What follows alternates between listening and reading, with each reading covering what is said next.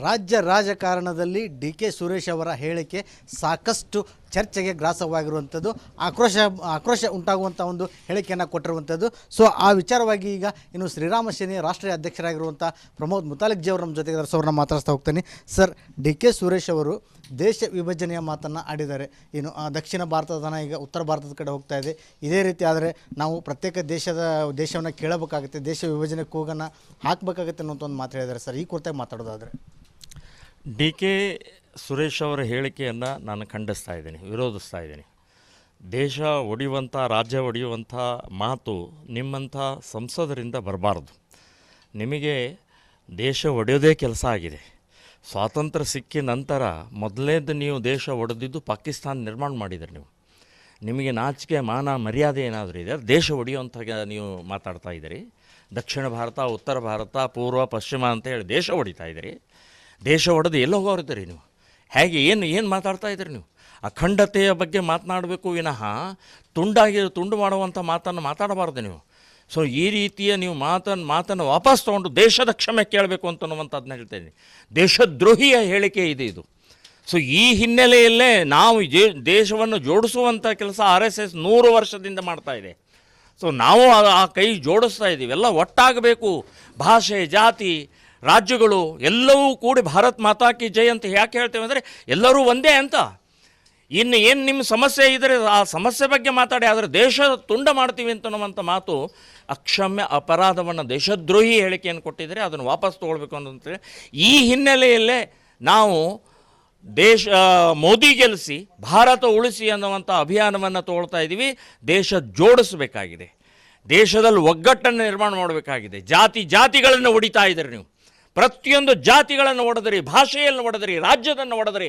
ಈಗ ನೀವು ದಕ್ಷಿಣ ಭಾರತವನ್ನು ಹೊಡಿತೀವಿ ಅಂತನ್ನುವಂಥ ಹೇಳಿಕೆ ನಾಚಿಕೆ ತರುವಂಥದ್ದು, ಇದು ಶೋಭೆ ತರುವಂಥದ್ದಲ್ಲ. ವಾಪಸ್ ತೊಗೊಳ್ಬೇಕು, ಇಲ್ಲಾದರೆ ನಿಮ್ಮ ವಿರುದ್ಧ ಹೋರಾಟವನ್ನು ಮಾಡ್ತೀವಿ ಅಂತನ್ನುವಂಥ ಎಚ್ಚರಿಕೆಯನ್ನು ಕೊಡ್ತಾ ಇದ್ದೀನಿ. ಸರ್, ಈಗ ಅಖಂಡ ಭಾರತದ ಕನಸನ್ನು ಸುಮಾರು ಜನ ಭಾರತೀಯರು ಕಾಣ್ತಿರುವಂಥದ್ದು. ಸೊ ಆ ವಿಚಾರಕ್ಕೆ ಎಲ್ಲೊಂದು ಕಡೆ ಧಕ್ಕೆ ಕೊಡ್ತಿದ್ದಾರಾ ಕಾಂಗ್ರೆಸ್ನವರು ಅಂತ?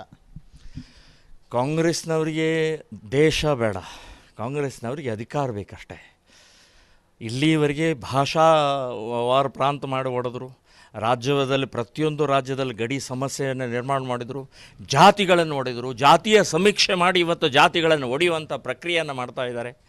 ಸೊ ಹೀಗೆ ಒಡೆಯೋದೇ ಇವರದ್ದು ಕೆಲಸ. ಪಾಕಿಸ್ತಾನ ನಿರ್ಮಾಣ ಮಾಡಿದರು, ಬಾಂಗ್ಲಾದೇಶ್ ನಿರ್ಮಾಣ ಮಾಡಿದರು, ಅಫ್ಘಾನಿಸ್ತಾನ ನಿರ್ಮಾಣ ಮಾಡಿದರು, ಇವರೇ ಮಾಡಿದ್ದು.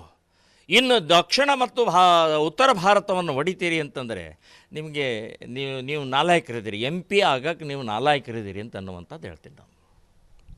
ಸರ್, ಜನ ಯಾವ ರೀತಿ ಇವರ ಹೇಳಿಕೆಗೆ ಪ್ರತಿಕ್ರಿಯೆ ಕೊಡಬೇಕಂತ ತಾವು ನಿರೀಕ್ಷೆ ಮಾಡ್ತೀರಾ? ನೋಡಿ, ಈ ಸಲ ಅವರನ್ನು ಯಾರು ಓಟ್ ಹಾಕ್ತಾರಲ್ಲ, ದೇಶದ್ರೋಹಿಗಳ ಓಟ್ ಹಾಕಿದಂಗೆ, ದೇಶದ್ರೋಹಿಗೆ ಓಟ್ ಹಾಕಿದಂಗೆ. ಅಖಂಡ ಭಾರತ ಒಟ್ಟಾಗಿರಬೇಕಾದಂಥ ದೇಶವನ್ನು ತುಂಡಾಗಿ ಮಾತನಾಡುವಂಥ ಒಬ್ಬ MP ಗೆಲ್ಲಿಸಬಾರ್ದು. ಅವರು ಹೀನಾಯವಾಗಿ ಸೋಲ್ಬೇಕು. ಅವ್ರ ಮನೆಯವರ ಮಾತ್ರ ಓಟ್ ಹಾಕಬೇಕು, ಇನ್ನು ಯಾರೂ ಹಾಕಬಾರ್ದು, ಇನ್ಕ್ಲೂಡಿಂಗ್ ಮುಸ್ಲಿಮರು. ಹೇಳ್ತೀನಿ ನಾನು, ನೀವು ಈ ದೇಶದಲ್ಲಿ ಚೆನ್ನಾಗಿರಬೇಕು ಅಂದರೆ ಅಖಂಡ ಭಾರತ ಇದ್ದರೆ ಮಾತ್ರ ಚೆನ್ನಾಗಿರ್ತಾರೆ. ಇಲ್ಲಾಂದರೆ ಪಾಕಿಸ್ತಾನ ಸ್ಥಿತಿ ಏನಾಗಿದೆ? ಬೀದಿ ಭಿಕಾರಿಗಳ ಥರ ಆಗಿದ್ದಾರೆ. ಅನ್ನ ಕೂಳಿಲ್ಲ, ಇವತ್ತು ಹೊಟ್ಟೆಗೆ ಕೂಳಿಲ್ಲ, ನೀರಿಲ್ಲ, ಇವು ಹೊಡೆದಾಡ್ತಾ ಇದ್ದಾರೆ. ಅಂತಹ ಪಾಕಿಸ್ತಾನ ನಿರ್ಮಾಣ ಆಗುತ್ತೆ ಇವರು ಮಾತನಾಡುವಂಥ ಇದರಿಂದ. ಇಂಥವರನ್ನು ಗೆಲ್ಲಿಸೋದು ಬೇಡ, ಸೋಲಿಸಬೇಕು ಅಂತನ್ನುವಂಥದ್ದು ಹೇಳ್ತೀನಿ. ಏನು ಇದಿಷ್ಟು ಶ್ರೀರಾಮ ಸೇನೆಯ ರಾಷ್ಟ್ರೀಯ ಅಧ್ಯಕ್ಷರಾಗಿರುವಂಥ ಪ್ರಮೋದ್ ಮುತಾಲಿಕ್ ಜಿ ಅವರ ಮಾತಾಗಿತ್ತು.